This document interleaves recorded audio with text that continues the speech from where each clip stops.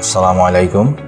আমি ডাক্তার আবুল হায়াত মানিক, লিভার বিশেষজ্ঞ হিসেবে কর্মরত আছি ঢাকা মেডিকেল কলেজে। তো আমরা আজকে কথা বলবো HbS-AG পজিটিভ হলে কি করণীয়।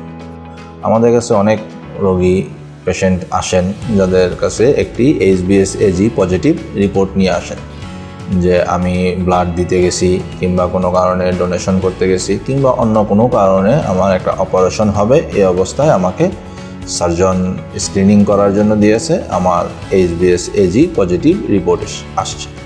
অথবা কখনো এমন হয় যে বিদেশগামী একজন শ্রমিক যিনি লেবার ভিসাতে বিদেশে যাবেন, তাকে বিদেশে যাওয়ার আগে মেডিকেল চেক আপ হিসেবে যে পরীক্ষাগুলো করা হয় তার মধ্যে অনেক সময় এই HbS-AG এই টেস্টটি করা হয় এবং এটি পজিটিভ পাওয়া যায়। তো রোগী সাধারণত এই তিনভাবেই আমাদের কাছে HbS-AG পজিটিভ রিপোর্ট নিয়ে আসে। তো এরকম আসলে আসলে আমরা কি করব? প্রথমেই একটা জিনিস খেয়াল রাখতে হবে যে HbS-AG পজিটিভ রিপোর্ট নিয়ে আসার পরে রোগীদের একটি কথাই জিজ্ঞাসা থাকে যে আমি কি করলে এটি নেগেটিভ হয়ে যাবে। কিন্তু আমাদেরকে মনে রাখতে হবে HbS-AG পজিটিভ একবার আসার পরে এটি সবসময় যে চিকিৎসা দিয়ে আমরা নেগেটিভ করে ফেলতে পারবো এরকম কোনো গ্যারান্টি দেওয়ার সুযোগ নাই। অনেক সময় বেশিরভাগ কোনো রোগীর ক্ষেত্রে এটি বলা যায় প্রতি 100 জনের মধ্যে 90-92 জনেরই এটি নেগেটিভ হয় না। বাকি 7%-8%-এর ক্ষেত্রে হয়তো বা এটি নেগেটিভ হয়। তাহলে আমার যদি বি ভাইরাস নেগেটিভ না হয় তাহলে আমি কি এটি চিকিৎসা করব না? হ্যাঁ, বি ভাইরাস নেগেটিভ না হলেও আপনাকে এটির জন্য চিকিৎসা লাগবে কি না সেটি আপনার লিভার বিশেষজ্ঞ চিকিৎসক অ্যাসেসমেন্ট করে যদি প্রয়োজন হয় তাহলে চিকিৎসা দিবে।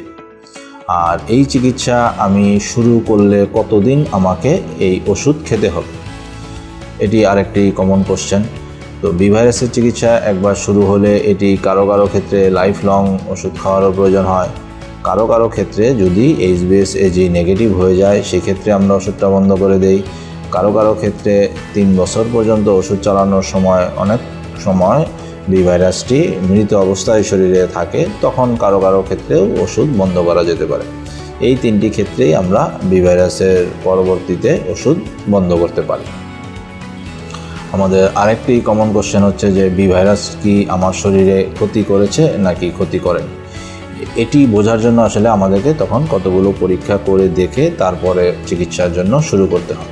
বি ভাইরাস আমার শরীরে ক্ষতি করতেছে কিনা কিংবা এটি অ্যাক্টিভ আছে কিনা এটি দেখার জন্য আমরা সাধারণত 4টা পরীক্ষা করি। এর মধ্যে একটি হচ্ছে SGPT, এটি লিভারের একটি পরীক্ষা, রক্তের মাধ্যমে করা হয়। বি ভাইরাসের জন্য 3টি জিনিস দেখা হয়: হেপাটাইটিস বি ভাইরাসের E অ্যান্টিজেন, NTHBE এবং hepatitis B virus DNA PCR। এই 3টি পরীক্ষার মাধ্যমে আমরা বি ভাইরাসের অ্যাক্টিভিটি সম্পর্কে জানতে পারি। এবং একটি আলট্রাসোনোগ্রাম অফ হোল অ্যাবডোমেন, এটি পরীক্ষা করে আমরা দেখি বি ভাইরাসটি অলরেডি তার লিভারের ক্ষতি করেছে কিনা, লিভার ফাইব্রোসিস কিংবা সিরোসিস হয়েছে কিনা এটি আমরা অ্যাসেস করে নিই।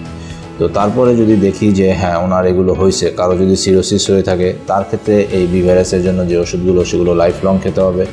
যদি কারো সিরোসিস না হয় তাহলে তার ক্ষেত্রে আমরা তখন দেখে সিদ্ধান্ত নেই যে এই ওষুধটি আসলে কতদিন খেতে হবে, 3 বছর খাওয়া লাগবে নাকি এটি তারও লাইফ লং চলবে, এগুলো রোগীর অবস্থার উপরে ডিপেন্ড করে।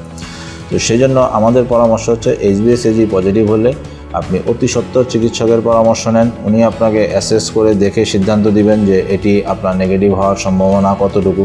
যদি সম্ভাবনা কমও থাকে তাও আপনাকে ওষুধ খেতে হবে যেন বি ভাইরাসটি আপনার শরীরে ক্ষতি না করে। আজ এ পর্যন্তই। সবাই সুস্থ থাকুন, ভালো থাকুন।